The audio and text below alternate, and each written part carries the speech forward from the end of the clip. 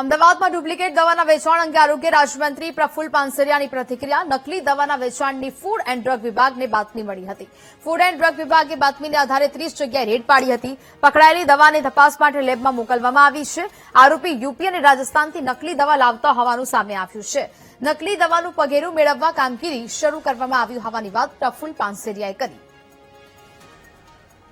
અમદાવાદની અંદર જેબી કેમિકલ્સ અને ફાર્મા કંપનીની સ્ટાન્ડર્ડ દવાઓનું ડુપ્લિકેટ દવાનું વેચાણ થતું હતું। એ દવા જ્યારે અહીંયા ગુજરાતના નિકાડિયા